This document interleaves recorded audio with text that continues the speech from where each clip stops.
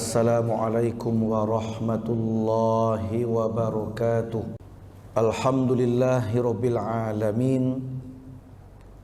Wassalatu wassalamu ala asyrafil anbiya'i wal mursalin wa ala alihi wa ashabihi ajmain. Asyhadu an la ilaha illallah wahdahu la syarikalah wa asyhadu anna Muhammadan abduhu wa rasuluh. Allahumma salli wa sallim ala Muhammadin wa ala alihi wa ashabihi wa man tabi'ahum bi ihsanin ila yaumiddin, amma ba'd. Kaum muslimin wal muslimat, jamaah Masjid Al-Hikmah Taman Aries, semoga dirahmati, diberkahi, diridhoi oleh Allah tabaraka wa ta'ala. Amin ya rabbal alamin. Pada subuh hari ini kajian kita membahas satu tema, yaitu syariat Allah di atas segalanya. Ini merupakan sebagai bukti ketauhidan kita kepadanya. Harus meyakini, berani mengatakan, harus publikasikan bahwa syariat Allah itu di atas segala-galanya. Jangan sampai ada nanti dalam prakteknya syariat kita, peraturan kita, undang-undang kita bikin di atas syariat Allah. Ini akan berpengaruh kepada rusaknya tauhid. Rusaknya tauhid. Bukankah kita telah mengetahui ada tingkatan tauhid itu? Ada tauhid rububiyah, ada tauhid uluhiyah. Kalau hanya sekedar mengakui Allah Rabb kita, mengakui pencipta alam ini Allah, pemelihara alam Allah, penjaga dan menghancurkan ketika kiamat terjadi, itu Allah, menghidupkan kita, mematikan kita, itu Allah.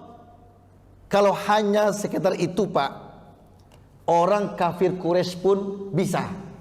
Orang kafir Quraisy ketika ditanya siapa pencipta alam, pemelihara alam, penjaga alam, menyehatkan kita, menyakitkan kita, menghidupkan kita, mematikan kita, mereka jawab, siapa? Allah. Kalau begitu kafir Quraisy pun bertauhid. Cuma tauhidnya sekedar itu, sekedar tauhid rububiyah.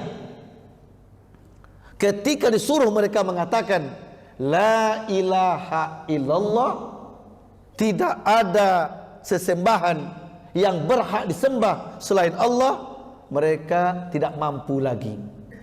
Mereka tidak mau lagi. Pengakuan Allah pencipta, iya, tapi mereka tidak mau menyembah yang menciptakan itu. Itulah bedanya, Pak, antara kafir Quraisy, orang-orang musyrik, dengan kita mukmin sejati. Itu bedanya. Ayo, buktikan beda itu.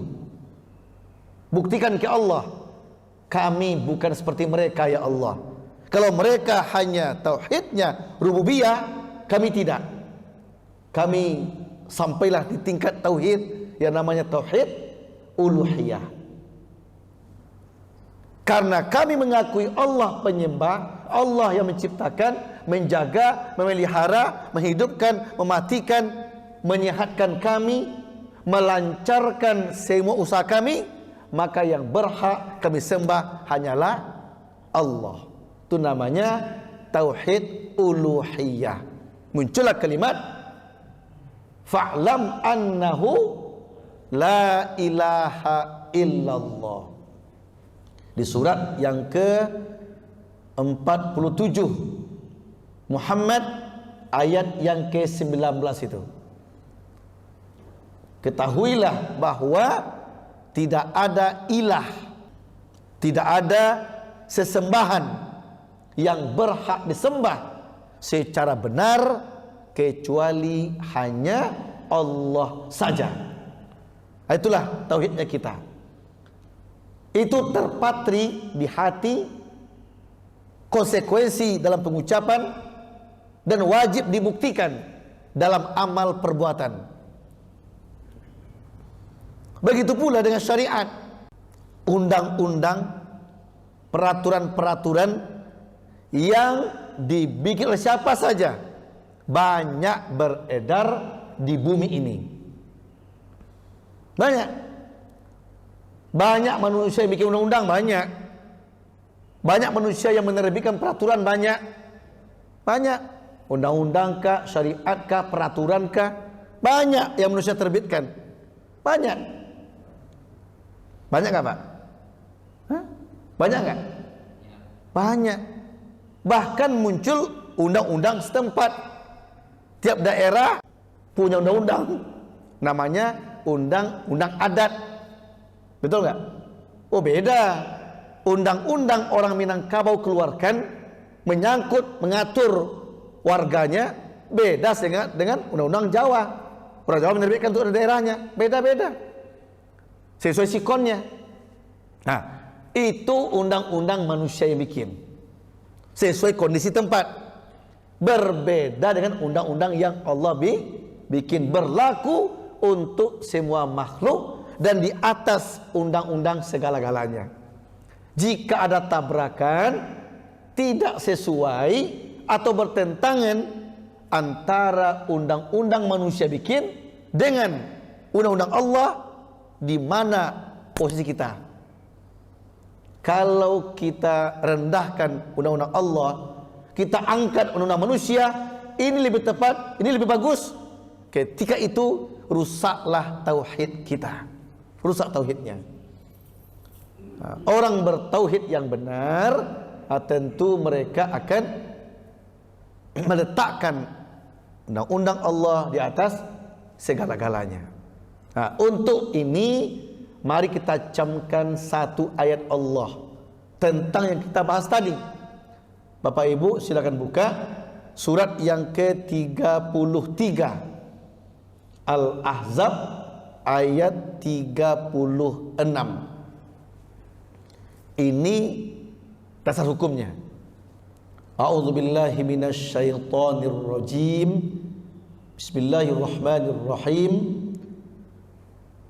Wa ma kana li mu'min wala mu'minatin idza qadallahu wa rasuluhu amran ayyakuna lahumul khiyarah min amrihim wa may ya'sillaha wa rasulahu faqad dhalla dhalalan mubina. Nanti penjelasannya bisa buka di tafsir Ibnu Katsir atau yang lebih lengkap lagi tafsir At-Tabari oleh Ibnu Jarir At-Tabari, atau boleh juga buka di tafsir As-Sabuni, boleh, dan lain-lain tafsirnya banyak. Tapi utamakanlah membuka tafsir Bil Ma'sur daripada tafsir Bil Ra'i. Apa kata Allah? Wa ma kana li mu'min, dan tidaklah pantas bagi orang mukmin laki-laki, wala mu'minatin, dan bagi mukmin perempuan tidak pantas bagi mukmin laki-laki dan mukmin perempuan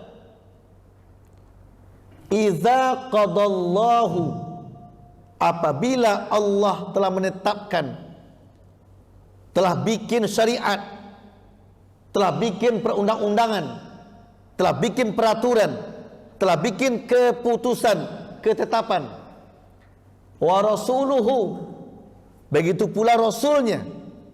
Jadi kalau Allah dan Rasul telah menetapkan suatu ketetapan, telah bikin suatu syariat, peraturan undang-undang, maka amron tentang sesuatu, sudah ada dalilnya tentang sesuatu, sudah ada peraturannya tentang sesuatu, dan sudah ditetapkan Allah dan Rasul itu sebagai syariat,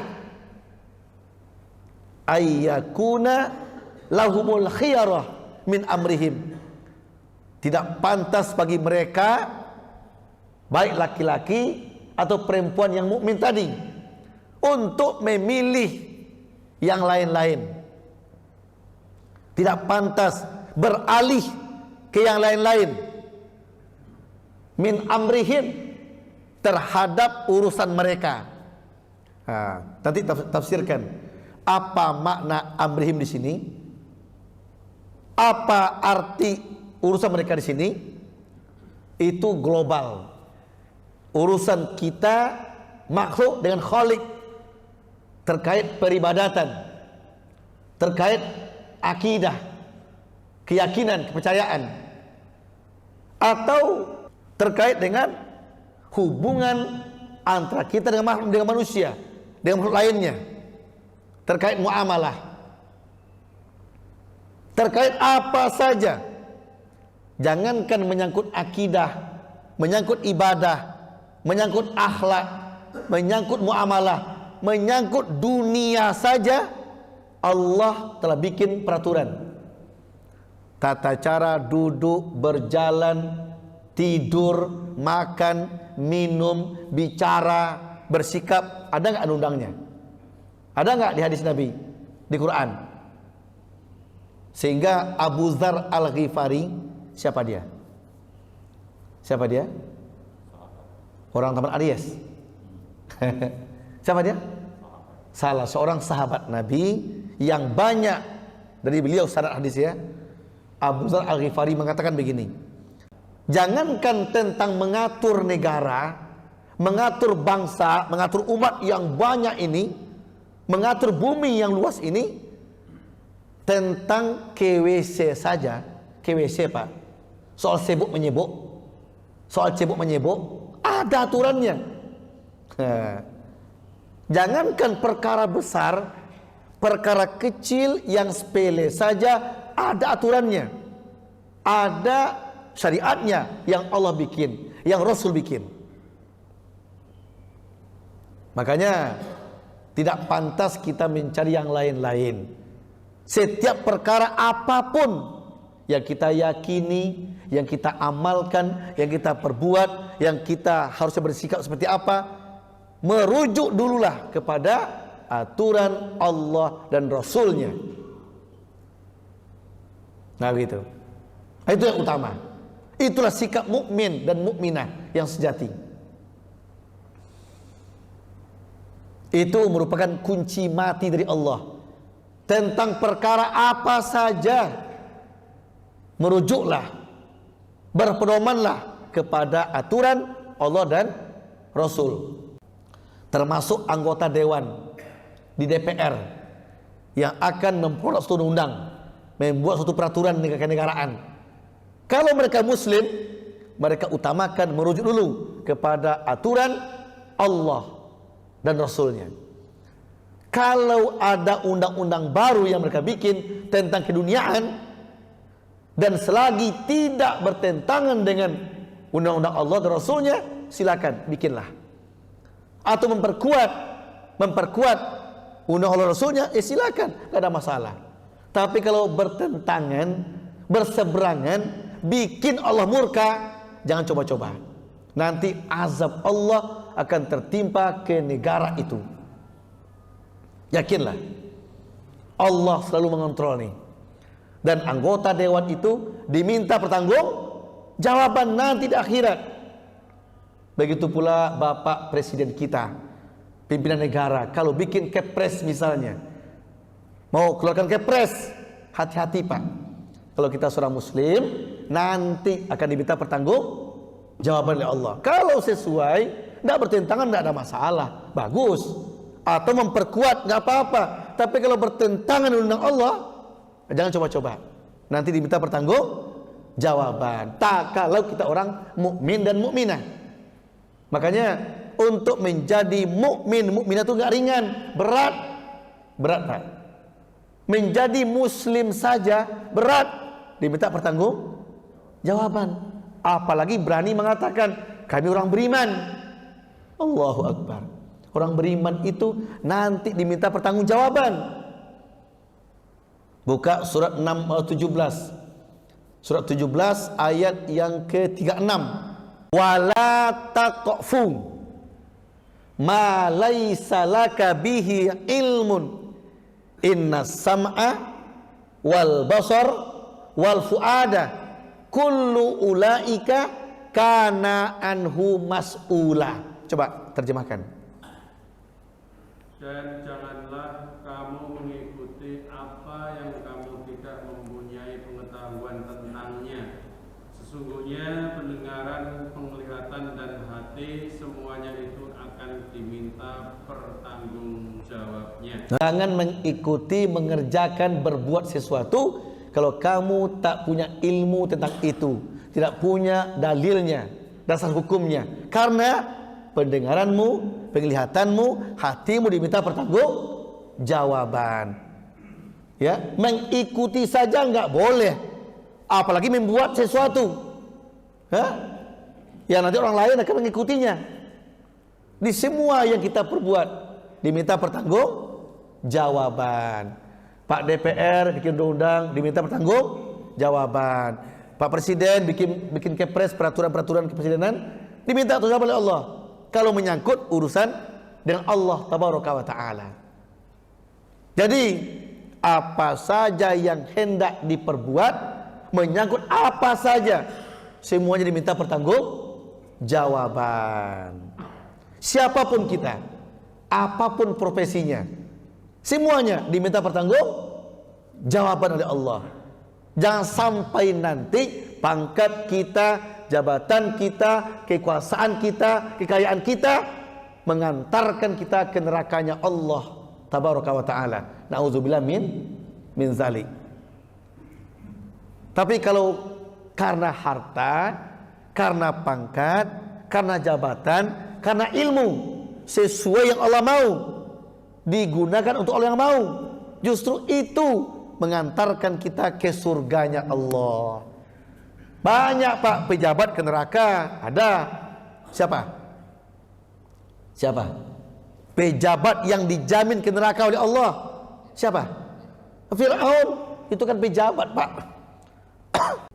Fir'aun itu apa jabatannya? Presiden. Raja di sana. Kalau di kita kan presiden yang tertinggi ya. Fir'aun dijamin ke neraka oleh Allah karena kekuasaan, karena jabatan, orang tertinggi di sebuah negara. Apa jabatannya? Ya raja. Raja itu di Indonesia apa namanya? Ya presiden namanya. Itu ke neraka. Ada orang intelektual tinggi, hebat, ya hebat, cerdas, intelektual, sehingga menjadi penasehat kerajaan. Ke neraka siapa? Haman. Kalau di Indonesia itu siapa itu? Seperti jabatannya apa? Watimpres ya? Ya seperti Watimpres tuh, penasihat presiden kan? Haman. Ya, jangan salah tafsir. Oh apakah Watimpres itu Haman? Oh tidak begitu maksudnya, tidak begitu maksudnya. Itu perumpamaan jabatannya. Ini kita secara langsung nih Pak. Tidak langsung ya? Ya langsung nggak apa-apa juga. Ya, orang jangan salah tafsir atau dibelokkan nanti maknanya. Ya, ini seperti perumpamaan. Kalau di sana raja, di sini presiden. Di masa itu penasihat kerajaan. Kalau di sini Watimpres, penasihat presiden. Itulah Haman. Ada yang punya harta, pengusaha sukses, tapi hartanya digunakan untuk pendukung kerajaan yang nggak benar, kekuasaan yang tidak betul. Ke neraka juga siapa? Ya Qarun. Qarun itu orang punya harta Pak, orang terkaya di zaman itu dan di tempat itu terkaya. Tapi digunakan untuk apa? Mendukung kerajaan yang nggak benar, mendukung kezaliman. Siapa namanya? Qarun. Kalau di Indonesia siapa kira itu? Bukan dia ya, bukan sama ya. Bukan sama, tapi kira-kira jabatannya sama. Iya, konglomerat yang zalim. Konglomerat yang zalim, orang terkaya Indonesia. Katakanlah 10 terkaya Indonesia. Tapi yang zalim, yang mendukung kekuasaan yang enggak benar. Salah pimpinannya, didukung, maju terus Pak, betul itu Pak, betul itu Pak. Ini dana katanya. Ya, salah keputusannya, salah cara memerintahnya, tapi didukung, ini dana Pak, jangan takut Pak, ini dana, terus maju Pak. Itu Qarun yang merongrong kerajaan, ya, yang mendanai kekuasaan yang nggak betul, itu Qarun. Kesimpulannya apa tuh? Kesimpulannya kekuasaan, pangkat jabatan, kekayaan, keintelektualan bisa mengantar kita ke neraka kalau nggak pandai-pandai menggunakannya, kalau bertentangan dengan aturan Allah Rasulnya. Tapi coba kalau yang itu digunakan untuk kebaikan, kemaslahatan, untuk kebahagiaan orang lain, justru karena itu dia akan ke surga. Hah? Contohnya siapa? Di zaman Nabi Muhammad yang kaya siapa? Hah? Utsman bin Affan. Siapa lagi? Khadijah, Abdurrahman bin Auf. Siapa lagi? Itu naga 9 zaman Nabi itu. Ya? Itu sahabat-sahabat kaya raya tuh Pak. Begitu pula di tempat Aries. Ada kok yang seperti Utsman bin Affan. Siapa tuh? Ada enggak? Ada lah. Cuma malu nyebutnya ya. Ada. Dia pengusaha, orangnya uangnya banyak, tapi uang digunakan untuk apa? Untuk kemajuan al-hikmah. Hikmah, al-hikmah. Apa yang perlu nih untuk kebutuhan umat? Ini uangnya, ini uangnya, ini uangnya. Itu mewakili Utsman bin Affan itu. Siap-siaplah ke surga dengan hartanya. Adalah. Yakin saya ada. Bapak juga tahu. Ya, dia orang usahawan, hartawan, banyak uang, tapi banyak uang untuk berinfak, bersedekah, berwakaf. Apa nih kebutuhan? AC semuanya full, ini uang saya. Berapa listrik sebulan? Ini uang saya. Berapa gaji guru-gurunya? Ini uang saya. Berapa gaji marbot? Ini uang saya. Wah, luar biasa. Untuk ustadz yang datang ke sini, siapkan kamar satu. Kamar itu apa tuh? Untuk transit. Mana tahu ketika Jumatan cepat datang ustadznya, dari jauh lagi kan cepat datang. Mungkin ditanya 10, 12 baru apa? Baru Jumatan kan? 2 jam kan lama Pak. Ustadz, ini kamar istirahat, kamar ganti. Dia pakai motor sini Pak. Pakai apa? Nah, mungkin pakai gamis kan ke motor jauh-jauh. Mungkin dia pakai apa? Pakai jeans, enggak masalah. Silakan aja. Saya Pak di tempat saya, pesantren saya, pesantren Ibnu Katsir di Caryo Jonggol tuh Pak. Saya ada guru saya dari Yaman Pak. Syekh Faisal Yaman. Tinggal Citra Indah tinggalnya. Kontrak situ, punya istri orang Cianjur, tinggal Citra Indah. Dia Selasa jam 7 sudah sampai di pesantren saya. Desa Pasir Tanjung, Yusari. Jauh arah ke Cikalong, jauh arah ke sana. Lewat Caryo lagi. Jam 7 sampai sana dia, bayangkan tuh. Dia habis subuh berangkatnya, pakai motor, pakai jin Pak. Salahkah Syekh pakai jin? Enggak salah, beda jinnya kan. Ini jin penabang, bukan jin yang di sana. Ini jinnya jin celana, bukan jinnya makhluk Allah, beda. Celana jin Pak, dia Syekh Pak. Syekh baju kaos, celana jin, pakai jaket, pakai helm, kayak koboi Pak. Nyampai pesantren saya jam 6 misalnya, naik motor Pak, jauh itu. Apakah langsung ngajar kayak begitu? Kalaupun dia ganti baju, apakah di toilet cocok, pantas? Tidak cocok Pak. Siapkan kamarnya. Siapkan kamar yang ada kamar mandinya, kapan perlu, ada kasurnya. Ya, di sini ada nggak? Belum ya? Masya Allah. Ini masukan. Tapi kalau kamar apa adalah ya? Kamar ngobrol ada ya? Ustaz Miftah ya? Kamar ngobrol ada tuh. Bagus. Kalau bisa ada satu lagi nih, kan luas nih. Masih luas, Pak. Tapi nggak tahu saya di sini ada nggak khotib yang jauh-jauh? Penceramah jauh-jauh. Mungkin ada ya. Ada di Depok. Saya juga jauh nggak ya saya? Sukabumi itu luar biasa kan, Pak? Ada kala satu kamar khusus.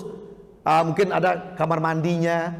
Wah, nyampe sini jam 10 kan dia mandi.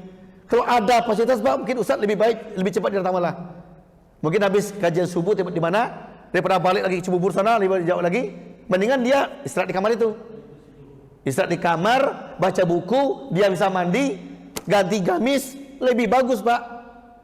Ada orang kaya, Ustaz, Pak pengurus, Pak Adi, berapa dananya? Oh, satu kamar 20 juta. Nih, uang saya 20 juta. Bikin. Masya Allah.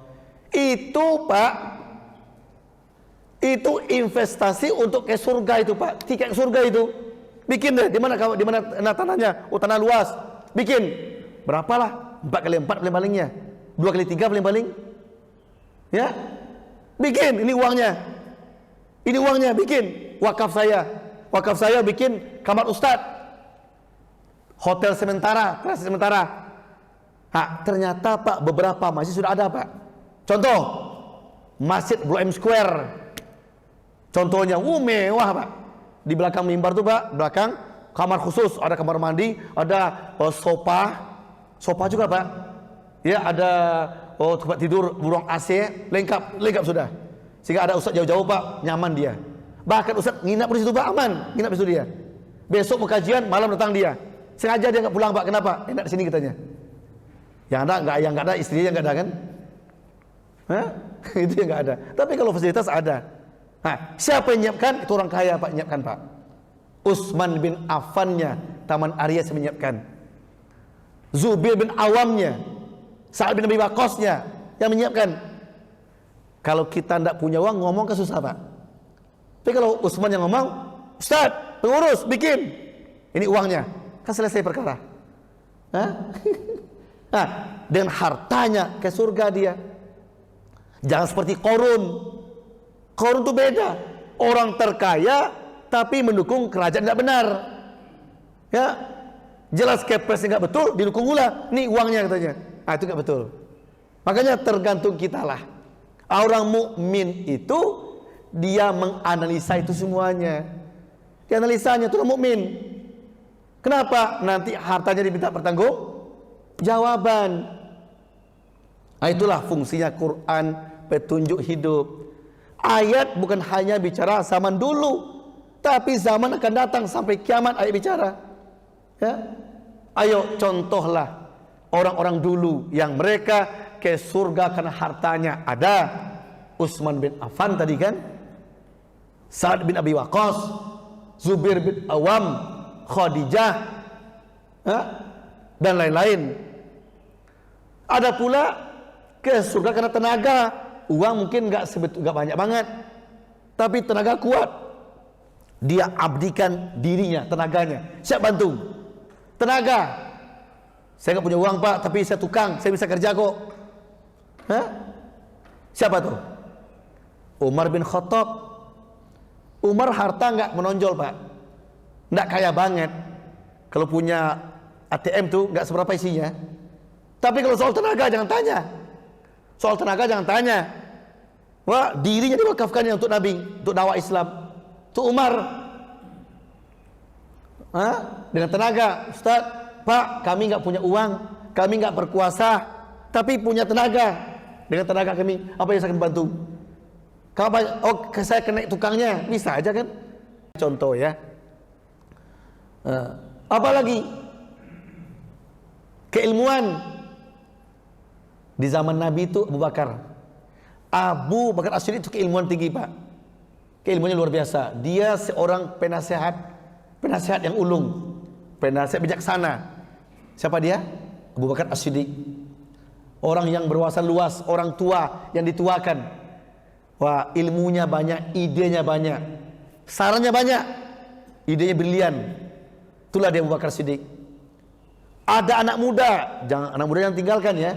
Anak muda yang ringan tangan, yang cepat kaki, mudah disuruh. Siapa tuh? Ali bin Abi Thalib. Ada nggak di sini? Siapa tuh? Anak muda. Pak Rahmat. Oh, Pak Rahmat masih muda, Pak Rahmat. Masih muda.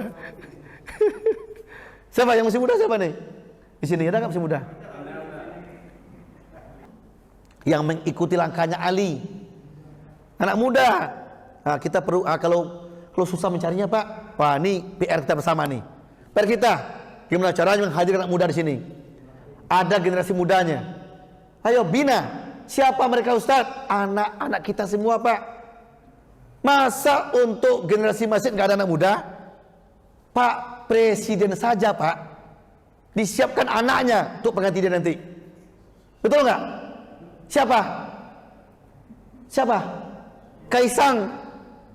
Saat tadi Pak, saya dari rumah ke sini sibuk mendengarkan El Sinta Pak.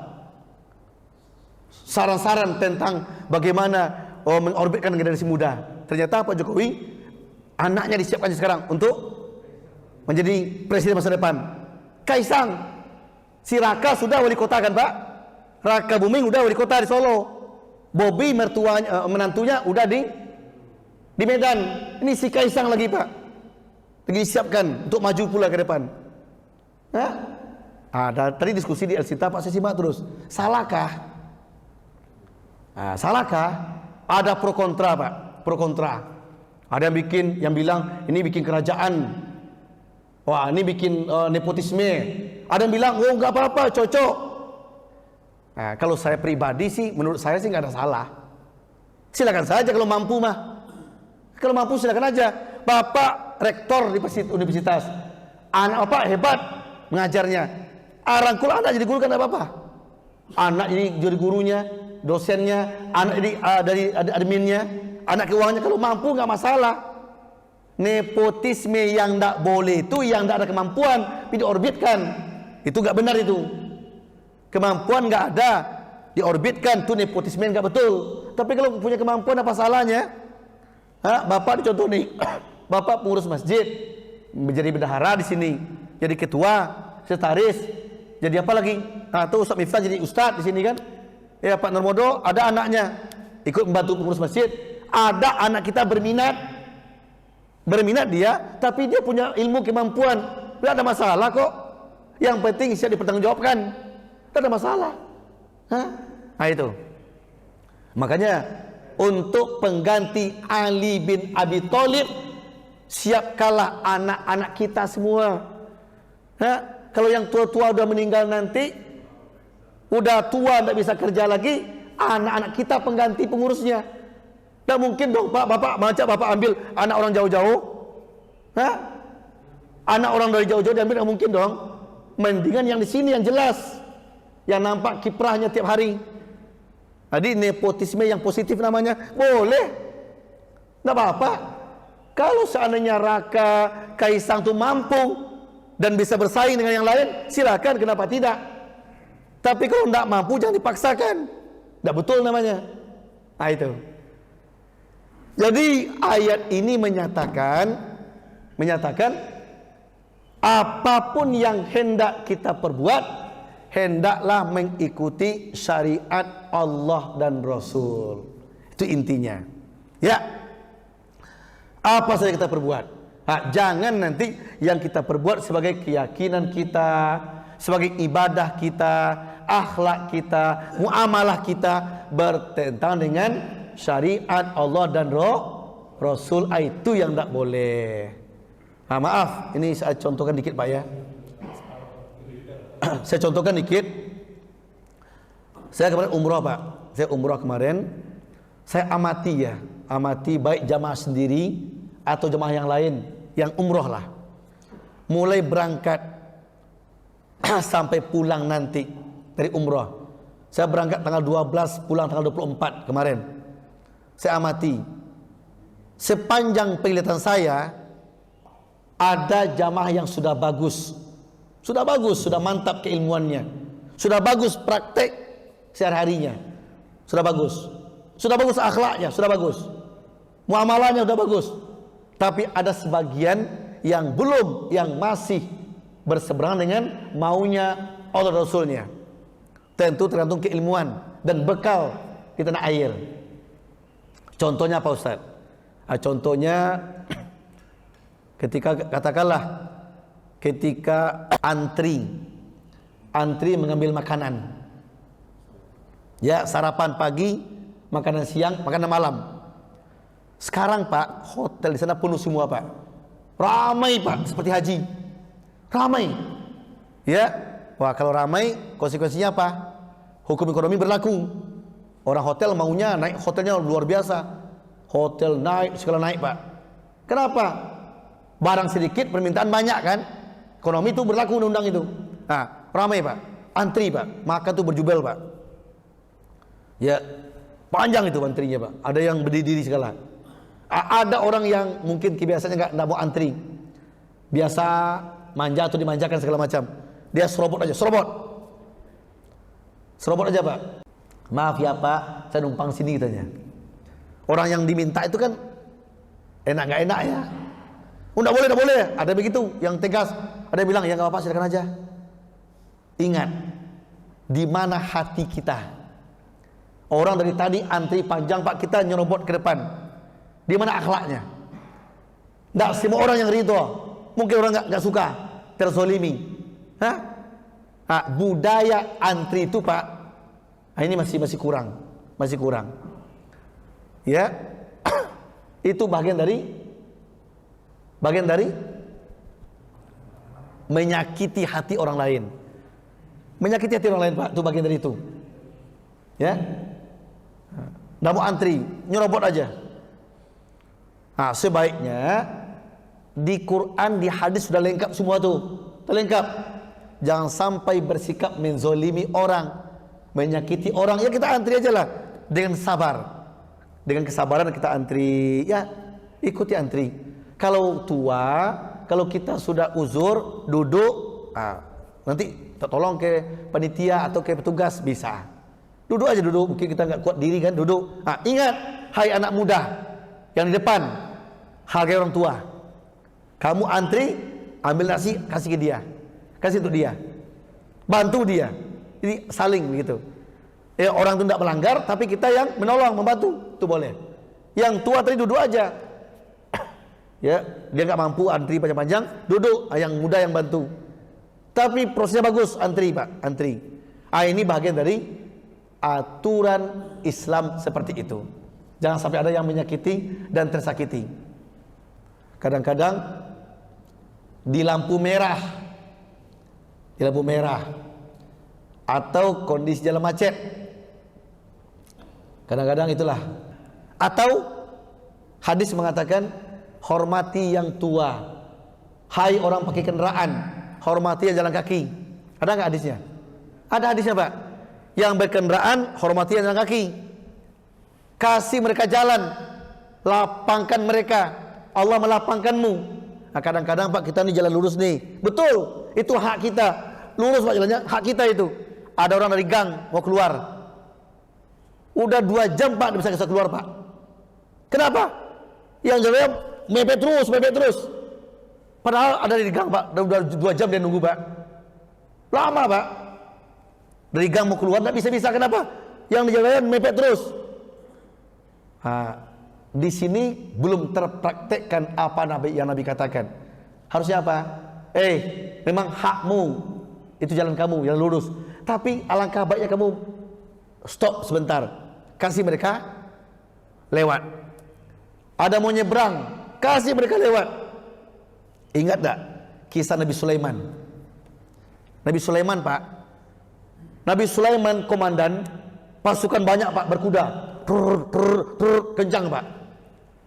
Begitu Nabi Sulaiman sampai sebuah tempat, Allah pendengarkan kepadanya semut bicara.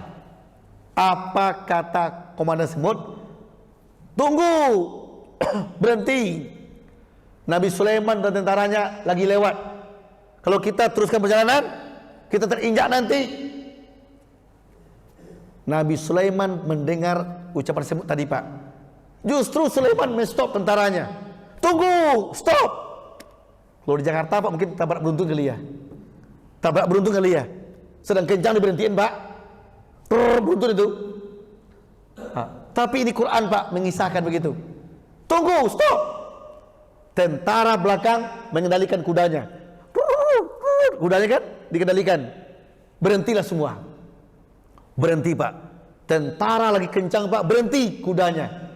Saudaraku semua, pasukan semua, semut mau lewat. Itu makhluk Allah. Walaupun dia binatang, makhluk Allah. Jangan sampai tersakiti makhluk Allah itu. Apa yang terinjak oleh kita, dosa kita, zalim kita. Tunggu, kasih mereka lewat. Masya Allah. Orang berkendaraan kasih jalan ke orang yang jalan kaki. Itu maknanya, itu artinya. Akhirnya apa? Semut, karena tentara berhenti Pak, dia jalan. Jalan Pak, panjang, lama Pak. Sabarkah tentara? Sabar. Di hati mereka tertanam keagamaan. Kalau kita membantu agama Allah, membantu orang lain, Allah bantu kita. Akhirnya apa? Mereka yakin semua Pak, yakin mereka semua. Semut sudah habis Pak, lewat semua, baru Sulaiman jalan. Sekarang di tempat kita, Indonesia, seperti itu enggak Pak kira? Orang mau lewat nih, mobil berhenti semua. Maaf ini, kadang-kadang yang berkendaraan motor Pak pakai peci haji, pakai kupiah, baju koko, pakai sarung, atau ibu-ibu berjilbab, panjang lagi jilbabnya Pak, pakai motor, orang lewat, tetap tancap, malah tin. Gimana kira itu? Cocok enggak dengan apa maunya Rasul? Orang mukmin laki-laki, mukmin perempuan harusnya ingat ayat, ingat hadis. Kasih mereka jalan, berhenti aja lah, berhenti sebentar. Yang merasa mukmin ya, yang merasa mukminah, berhenti sajalah, kasih orang lewat. Ada penyeberangan kok, orang lewat, biar aja. Atau mobil dari gang, motor gang mau keluar, kasih mereka jalan. Toh yang antri di gang tuh 1-2 paling nggak banyak kok. Berhenti. Mari kita amalkan. Wah, kalau kita taman arisma amalkan, Allah akan pilih kita, yakinlah, sebagai hamba yang siap Allah bantu. Kenapa? Karena kita telah bantu agama Allah, membantu hamba-hamba Allah. Sebaliknya, ketika saya dulu di Cina, sedang di Cina, pernah juga di negara-negara lain yang notabene-nya bukan Islam ya, kafir negaranya, dan kafir aturannya, kafir orang-orangnya. Ya Allah, saya iri Pak. Ini gimana? Ketika saya mau nyebrang Pak, di negara itu mau nyebrang Pak, berhenti semua mobil dan motor. Berhenti Pak, berjarak 5 meter Pak, berhentinya jauh. Saya kaget. Saya cuma nyebrang sendiri Pak, ya. Mereka berhenti semua Pak berhenti. Sampai saya ke ujung. Sampai ujung Pak, baru di jalan semua, serentak jalannya. Allahu Akbar. Saya nangis Pak. Ya Allah, aku sedang berada di negara kafir ya Allah, negara yang hukum Islam tidak berlaku ya Allah. Tapi kenapa mereka yang praktekkan ya Allah? Kok di negaraku sendiri ya Allah, Muslim yang banyak, kok tidak praktekkan ini ya Allah? Sedih saya Pak, sedih kita. Di mana keilmuannya? Mana pengamalannya kok nggak cocok? Kok nggak ada aplikasi ilmu untuk kehidupan? Coba, Bapak betul nggak kira tuh Pak? Atau kita sebagai pengendaranya, atau kita nyebrangnya kesulitan Pak? Kita pengendara kesulitan, kita penyeberang kesulitan. Ini waktu itu yang merasa mukminah, ini syariat Allah dan Rasulnya. Hormati yang jalan kaki. Yang mau nyebrang, silakan nyebrang dulu. Tidak usah kita tancap gas terus. Kontrol diri. Toh nanti sampai ke tujuan juga sampai kok. Itu ibadah. Latihan kesabaran. Meletakkan syariat Allah di atas kepentingan kita sendiri. Itu maksudnya itu Pak.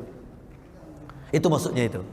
Memang gampang sih menyebut, tapi amat susah untuk diamalkan.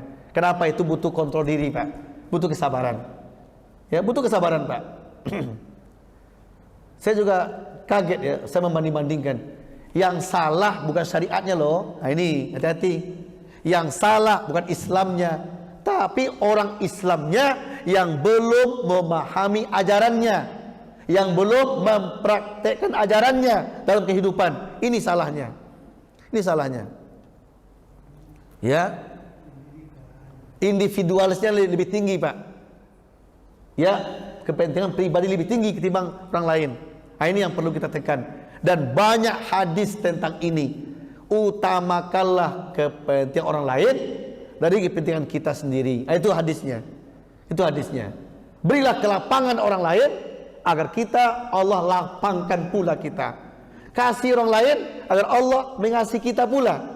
Bantu orang lain agar Allah membantu kita juga. Itu hadis semua itu. Hadis semua itu, Pak. Makanya tadi utamakan syariat Allah dibanding syariat yang lain-lain. Itu ayatnya. Jadi kalau kita dalam berakidah, dalam beribadah, berakhlak, bermuamalah, mencontoh, merujuk ke Quran hadis, Islam itu akan melahirkan rahmatan lil alamin. Islam dicintai oleh orang lain. Ya, dicintai oleh orang lain. Jangankan oleh muslim, non muslim pun akan cinta Islam. Tampakkanlah Islam berdasarkan Al-Quran dan Sunnah itu. Ini contoh-contoh kasus ya. Contoh kasus. Ada di TV itu ya. Tapi saya suka itu acaranya. Di TV acara-acara, atau bukan di TV aja ya, di TikTok sekalipun, TikTok apa namanya, TikTok ya. TikTok itu memang banyak negatifnya, tapi ada pula positifnya. Tergantung kita lagi. Kalau negatif lewatkan. Kalau yang positif, Pak, ambil. Banyak kok positifnya kok.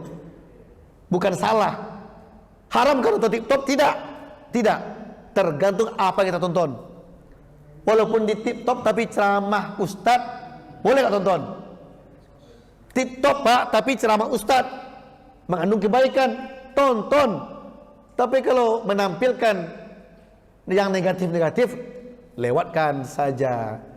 Nah, saya banyak nonton itu, Pak. Kadang ada ilmu-ilmu ya.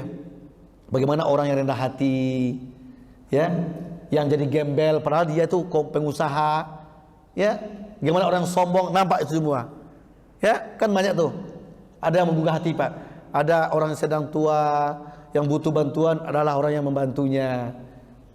Ya, walaupun hanya hitungan detik, hitungan menit, Pak, tapi banyak ilmu yang dapat situ. Banyak ilmu kok yang bisa menyadarkan kita. Mungkin di Quran kita baca, kita nggak paham, di hadis belum sadar, nonton itu, ada baiknya juga nih. Tersentuh, Pak, tersentuh. Ya, untuk memotivasi kita, ada situ ya, orang yang puntung tangannya, puntung kakinya, ya, katakan, Pak, ya, atau kaki puntung, tangan ada, dia kerja, usaha, ya, dia bisa mandiri. Kenapa kita yang sudah lengkap kok tidak mandiri, kok malas-malasan? Nah, itu ada hikmah di situ. Makanya dunia ini adalah contoh, ya, contoh hidup.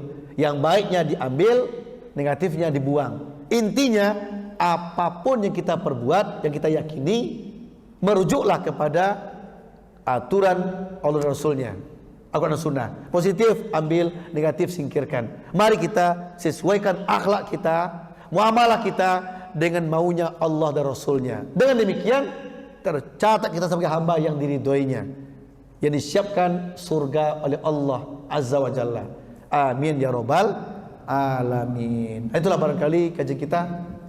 Waktu sisa kita pakai untuk diskusi. Ya.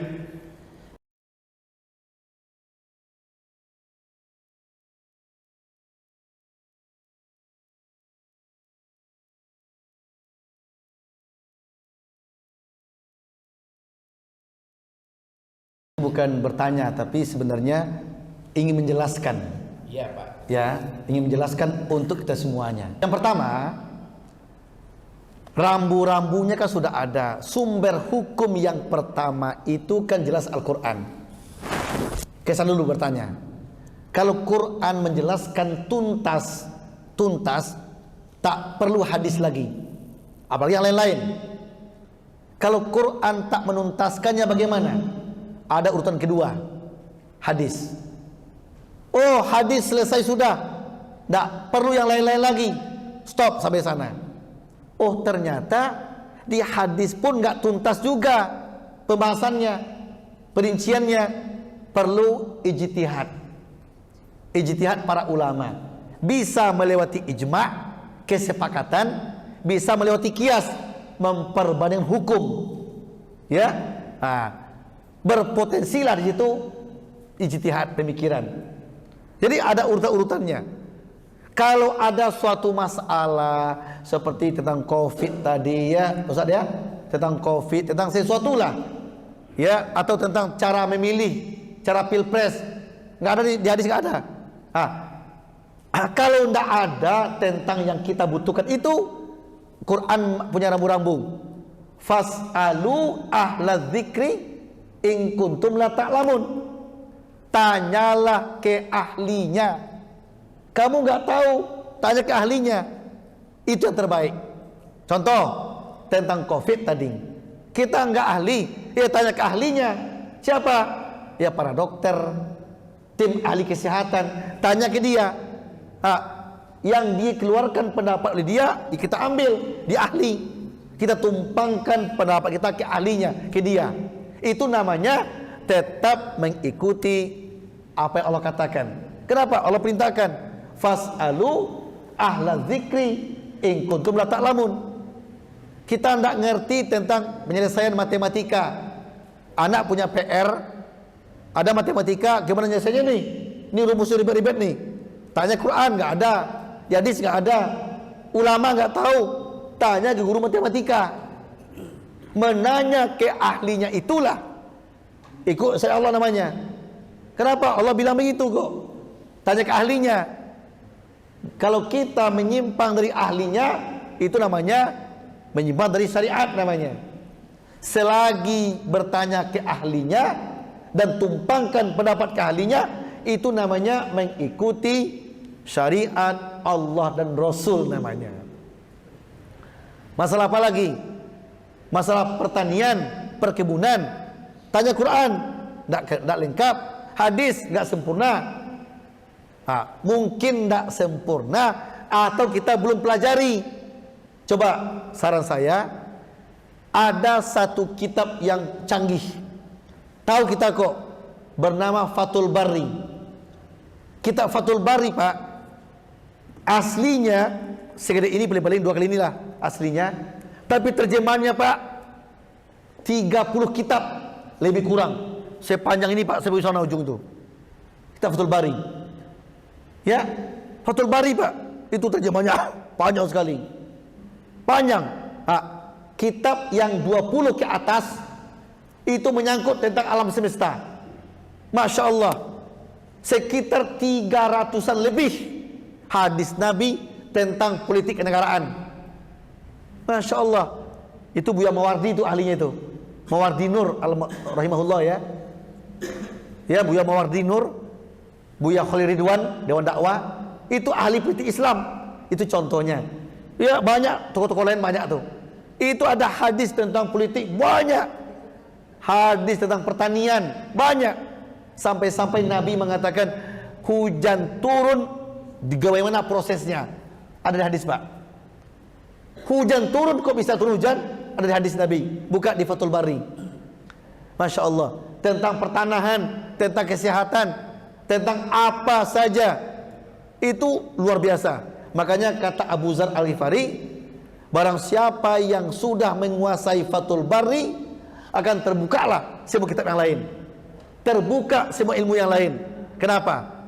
Dia menggambarkan begitu sempurnanya kitab Fathul Bari itu. Bukan hanya menyangkut keimanan, peribadatan, akhlak, muamalah, menyangkut tentang keilmuan. Nabi mengungkapkan hal itu. Tentang kesehatan, wah, banyak hadisnya. Banyak hadisnya tentang kesehatan. Tentang bumi antariksa, tentang BMKG, ada hadisnya, Pak. Masya Allah. Mungkin kita belum sampai ilmu ke sana, atau belum sampai kitab ke sini untuk dibahas, mungkin belum sampai. Ya, atau mungkin juga tidak sempurna teknisnya oleh hadis, oleh Quran tadi. Maka kata Quran, solusinya apa? Fas'alu ahla dzikri in kuntum la ta'lamun. Datangkanlah ahlinya dan tanya ke ahlinya, dan tumpangkan pendapatmu ke ahli itu. Artinya kamu mengikuti syariat aku, kata Allah. Itu solusinya. Ya, itu solusinya. Buka Quran, buka hadis, betul-betul nggak ada nih. Tapi saya khawatir bukan nggak ada, belum sampai ke sana ilmu kita. Makanya di antara solusinya kitab Fathul Bari, hadis-hadis Nabi komplit tentang alam semesta, penciptaannya ada semua. Jika tidak ada juga nih, jika tidak komplit juga, ya pasti ada dong, pasti ada ya. Mungkin sesuatu yang di Indonesia kejadiannya belum ada zaman Nabi, kan bisa aja tuh. Jika itu terjadi, ikuti Quran, fas'alu ahli dzikri tadi, datangi ahlinya, ya, ahli akupuntur, ahli kesehatan, ahli kimia misalnya kan. Kimia itu Ustaz Yahya ahli kimia kayaknya deh. Saya sering minta obat ke beliau nih. Jangan nanti habis ceramah nih ada pula obat ini, buat batuk yang jitu apa nih. Ya, Quran tidak menjelaskan, hadis tidak menjelaskan. Saya yakin Ustaz Yahya dia ahli kimia, tahulah tentang itu ya. Tanya ke beliau, dia bilang ini Ustaz, ikuti. Mengikuti ahlinya sama dengan mengikuti syariat Allah namanya. Itu solusinya. Jangan kita nggak tahu dipaksa tahu, kita nggak ngerti dipaksa ngerti, nanti salah kaprah. Nah, jadi kalau mengikuti ahlinya selesai perkara. Tapi urutkan Quran dulu. Tidak sempurna penjelasannya, lari ke hadis. Tidak sempurna, lari ke ijma' para ulama, ke kias para ulama, ijtihad namanya. Enggak sempurna juga, tanya tim ahli di bidangnya. Bidang apa? Kok ini baru sebulan kok udah terletak, Pak? Bikin Pak. Saya pernah juga bikin tuh. Saya pernah bikin, Pak. Ya Allah, mungkin tidak amanah kali tukangnya ya. Asrama santri, Pak, baru sebulan, Pak. Udah letak, Pak. Hah, udah letak nih gimana nih? Wah, tidak amanah tukangnya, Pak. Wah, saya tidak bisa tanya ke ustaz. Jangan tanya ke kiai, nggak ngerti dia. Saya datang pemborong Pak yang ahli, jamaah kita yang dipercaya. Oh Ustaz, ini kurang semennya, pasir banyak, semen kurang. Ini kurang bagus nih, diginikannya Pak, diginikannya. Wah, bener lagi katanya kan. Ini tidak amanah nih tukangnya katanya. Gimana solusinya? Solusinya dibongkar lagi. Yang mana itu nggak sempurna, dibongkar lagi, berkokoh. Saya ikuti dia, bayar ke dia tambahan, itu selesai. Kokoh ini ya Pak. Nah, mengikuti ahlinya itu sama dengan mengikuti apa yang kata Allah tadi. Fas'alu ala dzikri in kuntum la ta'lamun, gitu. Nah itu. Itu satu. Yang kedua, betul itu apakah ada ayat kontradiksi? Oh, tidak ada. Tidak ada. Ya, mungkin turun ayat pertama dan kedua berbeda waktu turunnya. Sehingga enggak pas dicocokkan. Enggak pas di ayat apa? Ditabrakkan. Mungkin ayat ini kondisinya ini kondisi ini, dia akan cocok semua. Semua ayat Quran dan hadis Nabi saling menguatkan. Tidak ada yang bertentangan. Tinggal lagi kita mencocokkannya dengan tinjau asbabun nuzulnya kalau Quran, tinjau asbab urutnya kalau hadis. Tadi ada contoh tadi, tadi apa tadi? Contoh tadi? Tadi ada contoh tadi. Ada contoh tadi apa? Contoh tadi, contohnya yang kayaknya kontradiksi. Apa tadi ya? Tadi ada Ustaz bilang tadi ada ayat hadis sepertinya kontradiksi, sepertinya tapi enggak. Apa tadi contohnya tadi? Ya tadi An-Nisa 78 dan 79. Ya itu. Kemudian juga mengenai tanya ahlinya. Katakan potong tangan, Rasulullah melakukan potong tangan, Umar tidak melakukan potong tangan. Rasulullah membagikan Ghanimah, Umar enggak membagikan ghanimah, padahal Umar itu ahli zikir. Ya. Banyak membentuk baitul mal. Enggak ada nas yang tegas tuh membentuk baitul mal. Utsman membukukan Al-Qur'an, membakar Al-Qur'an. Enggak ada nas yang jelas tentang perintah. Ya. Apa solusinya? Ya. Bukankah Nabi mengatakan, wa alaikum bisunnati wa sunnati khulafa'ur rasyidin al-mahdiyyin.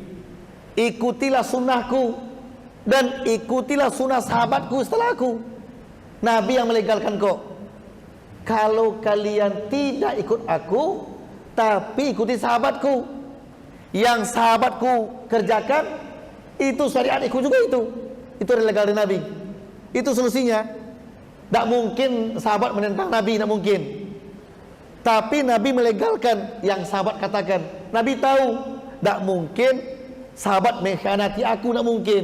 Nabi sudah tahu kok. Tak mungkin sahabat menyisi Allah Rasulnya, tak mungkin. Tapi Nabi kasih kebebasan. Kalau kalian tak ikut Allah, tak ikut aku, tapi ada sahabatku yang ngerjain, kerjakanlah oleh kalian.